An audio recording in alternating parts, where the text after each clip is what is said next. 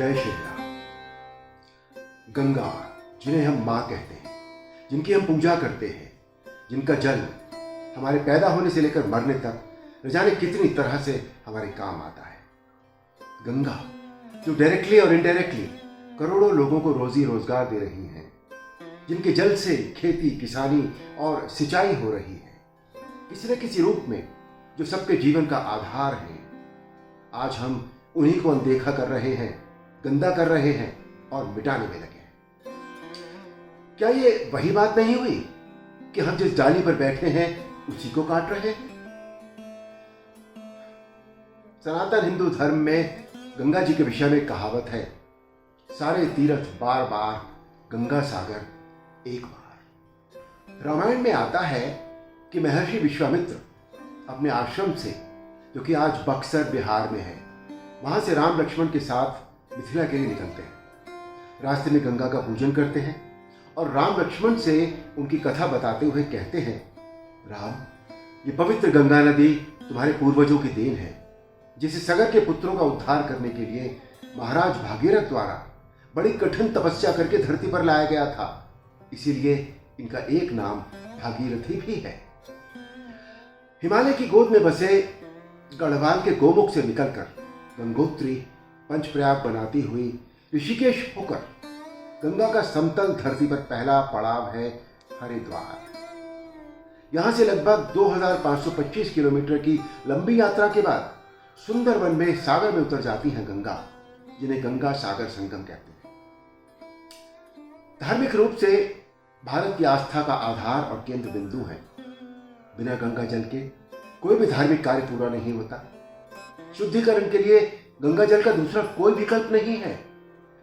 मनुष्य के जन्म पर गंगा जल के छिड़काव से लेकर मृत्यु के समय मुख में तुलसी दल के साथ गंगा जल का डाला जाना इसका प्रमाण है। गंगा स्नान करने से जीवन के पापों से मुक्ति मिलती है और मरने के बाद गंगा में अस्थियां प्रवाहित करने से जीवन मरण के चक्र से। गंगा स्नान करने से जीवन के पापों से मुक्ति मिलती है और मरने के बाद गंगा में अस्थियां प्रवाहित करने से जीवन मरण के चक्र से। पर्यटन के रूप में गंगा जी ने हमारे देश को बहुत सारे विश्व स्तर के पर्यटन स्थल दिए हैं, जिनमें ऋषिकेश, हरिद्वार, प्रयाग, वाराणसी, गंगा सागर आदि प्रमुख हैं, जिनसे हमारे देश को हर साल एक बहुत बड़ी आर्थिक आय होती है। आपने सुना होगा और काफी लोग जानते भी हैं कि गंगा से लाया हुआ जल बहुत सालों तक भी खराब नहीं होता, जबकि अन्य नदियों का पानी खराब हो जाता है। क्यों? क्योंकि विज्ञान की कसौटी पर भी गंगा जल बहुत ही उत्तम साबित हुआ है। वैज्ञानिकों ने ऐसा पाया है कि गंगा जल में बैक्टीरियोफेज होता है, जो दूसरे हानिकारक जीवाणुओं या नुकसानदायक छोटे छोटे जीवों को पानी में रहने ही नहीं देता, जिसके कारण गंगा जल हमेशा शुद्ध और लाभदायक बना रहता है।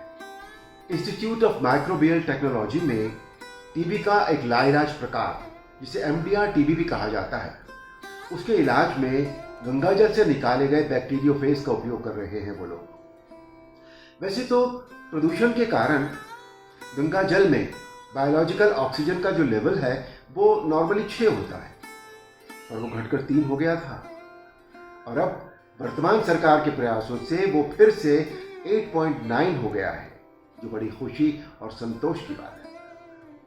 पिछले सालों में गंगा इंग्लैंड वाटरवे के द्वारा प्रयागराज से पश्चिम बंगाल तक 4 राज्यों से होता हुआ जलमार्ग भी शुरू किया गया है, जो अभी माल ढुलाई के काम आ रहा है।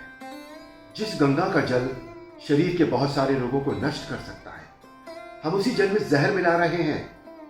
गोमुख से गंगा सागर तक, जो गंगा करोड़ों लोगों की रोजी रोटी का एक प्रमुख आधार है, हम उन्हें ही मिटाने में लगे हुए हैं। हाँ, अब कुछ नए प्रकल्पों के द्वारा कई ऐसे नालों को बंद किया गया है, जिनमें सबसे बड़ा कानपुर का सीसामऊ नाला शामिल है।